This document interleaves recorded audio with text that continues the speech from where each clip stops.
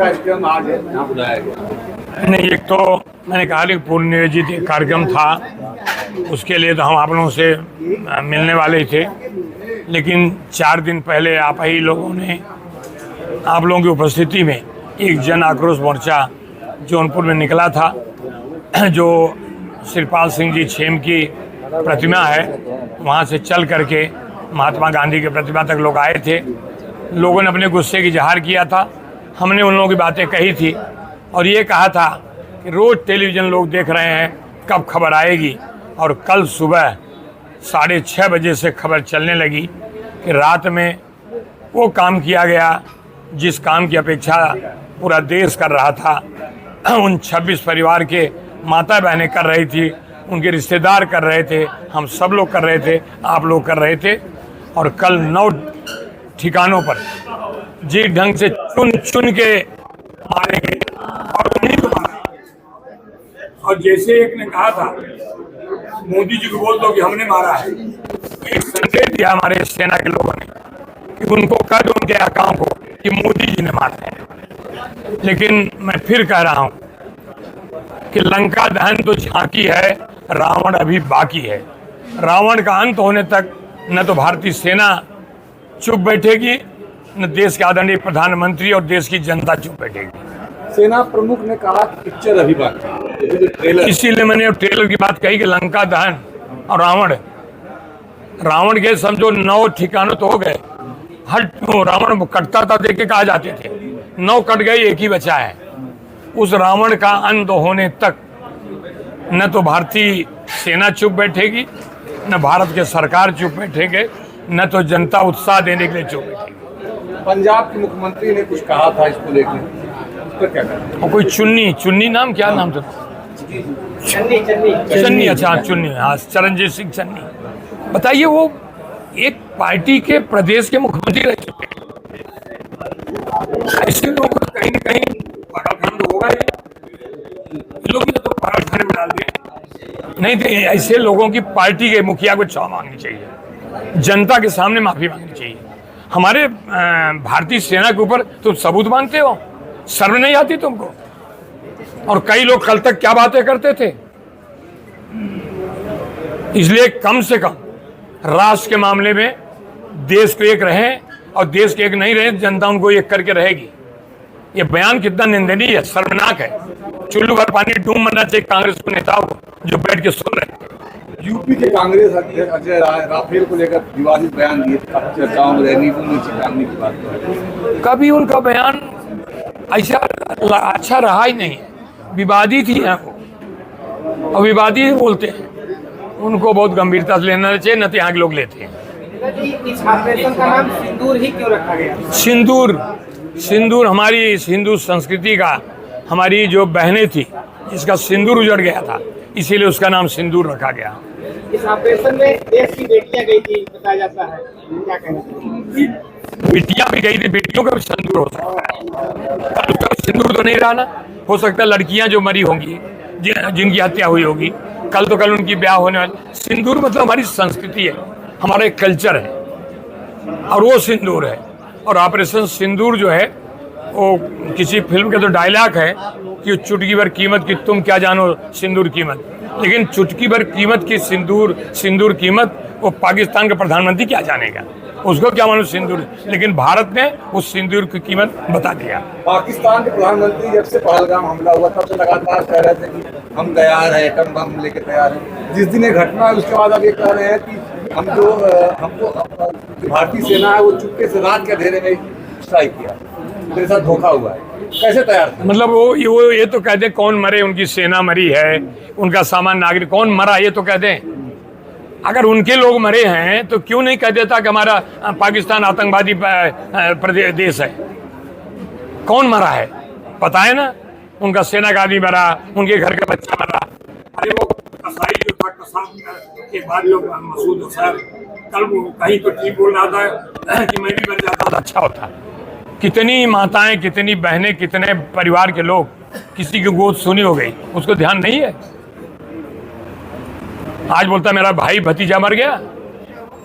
मैं तो कहता हूं कि आदरणीय प्रधानमंत्री जी ने ठान लिया, देश की जनता ने ठान लिया बाकी राजनीतिक आदमियों से मेरी हाथ जोड़ कर अपील है, मेहरबानी करके या तो कुछ बोलो नहीं, और नहीं मतलब बोलो तो इस राष्ट्र के बारे में बोलो, नहीं देश की जनता बड़े गुस्से में है। यदि कहा जाता है कि पाकिस्तान की आतंकवादी और पाकिस्तान की सेना में कोई अंतर नहीं है, क्या लगता है कि सैन्य कार्रवाई भी सेना के ऊपर भी करना चाहिए भारत में? जहाँ जहाँ आतंकवादी के अड्डे हैं, जो सेना अभी उनका एक सेना का अड्डा जो गया है उसमें उनके सरकारी कार्यालय चल रहे थे, तो जहाँ जहाँ भी सेना होगी, जहाँ जहाँ भी आतंकवाद बढ़ावा देने वाले हैं, उनको नष्ट करने में भारतीय सेना कोई कमी नहीं छोड़ेगी। जितने आतंकी मारे गए हो पाकिस्तान के झंडे में लपेटे गए, उनको शहीद कर ओहदा दिया गया। हाँ, तो अभी पाकिस्तान ही शहीद हो जाएगा, अब पाकिस्तान को लपेट के कहाँ ले जाएंगे उसको सोचना पड़ेगा। उस कार्यक्रम में मुख्य अतिथि के रूप में पर्यटन एवं संस्कृति मंत्री सामान्य जयवीर सिंह जी पधार रहे हैं। उसमें जो मेधावी हैं, कई लोग IAS में आए हैं, कई लोग जुडिशरी में आए हैं, एक सम्मान समारोह है। लेकिन उसके पहले 4 दिन पहले जौनपुर में जौनपुर के सभी क्षेत्र के लोगों से, सभी मतलब हर क्षेत्र के लोगों ने एक जन आक्रोश मोर्चा निकाला था, जो कचहरी के पास छेम जी की प्रतिमा से शुरू होकर महात्मा गांधी जी की प्रतिमा तक आए थे। और लोग इतने गुस्से में थे, लोग इतने आक्रोशित थे, हर आदमी कह रहा था कि पुलवामा की घटना के बाद बालाकोट में सर्जिकल स्ट्राइक हुआ था, और ये सर्जिकल स्ट्राइक तो ऐसा होना चाहिए कि जिससे आतंकवादी कभी आंख उठा करके कश्मीर की तरफ, हिंदुस्तान की तरफ न देखें। और आपने देखा कि सऊदी अरब में एक बड़ा कॉन्टैक्ट, बड़ा एक समझौता आदरणीय प्रधानमंत्री जी गए थे, लेकिन पहलगाम की घटना 22 अप्रैल की जो हुई, इतनी दर्दनाक हुई कि हर हिंदुस्तानियों का कलेजा दहल गया, गुस्सा सबके सर बोल रहा था। आदरणीय प्रधानमंत्री जी अपना वो मीटिंग सऊदी अरबिया छोड़ के हिंदुस्तान लौटे। देश के आदरणीय रक्षा मंत्री, आदरणीय गृह मंत्री, इन लोगों ने और कमान संभाल रखी थी, और आदरणीय प्रधानमंत्री जी ने बिहार के एक जन संबोधन में कहा, कल्पना से परे, कल्पना से हट करके सजा मिलेगी, आतंकवादियों को मिट्टी में मिला देंगे और इसका परिणाम पाकिस्तान को भुगतना पड़ेगा। और परसों रात जिस ढंग से पाकिस्तान के सारी एजेंसियों को कानों कान खबर नहीं हुई, हिंदुस्तान भी सो रहा था, लेकिन हमारे जाबाज तीनों सेना के, हमारी वायुसेना, जल सेना और थल सेना के तीनों चीफ ने इतनी बहादुरी से सर्जिकल स्ट्राइक किया, और चुन चुन के जो शब्द कहा था, चुन चुन के 9 आतंकवादी ठिकानों को नष्ट कर दिया। और वो नष्ट करने के बाद सवेरे जैसे खबर मिली, हर हिंदुस्तानी एक भाव व्यक्त कर रहा था, खास करके शुभम द्विवेदी के पिताजी ने, उनका मैं कल बयान पढ़ रहा था, आंख में आंसू भर जाते हैं। उन्होंने कहा मेरा कलेजा अब ठंडा हो रहा है, मेरे बेटे का जाने का गम तो जिंदगी भर रहेगा, लेकिन जिन लोगों ने मेरे बेटी की हत्या करी थी, और मैं कह सकता हूं कि हत्या तो पाप है, वध पाप नहीं है। लंका दहन हुआ है, रावण अभी बाकी है। और मुझे लगता है कि आदरणीय प्रधानमंत्री जी के नेतृत्व में और सेना के जाबाज, हमारे सेनाओं के तीनों सेना के लोगों ने, मैं इनको सल्यूट करता हूं, सलाम करता हूं। उनकी बहादुरी को देश का हर नागरिक उनको सल्यूट कर रहा है।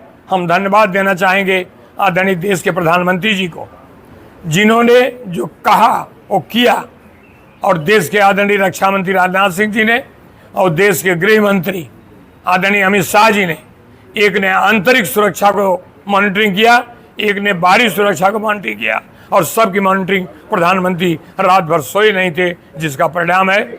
मैं आप सबके माध्यम से आदरणीय प्रधानमंत्री जी को धन्यवाद देना चाहता हूं, साधुवाद देना चाहता हूं, और सेना के तीनों हमारे जो महानायक हैं और सेना में जिन लोगों ने पार्टिसिपेट किया उनको मैं सलाम करता हूँ, सल्यूट करता हूँ।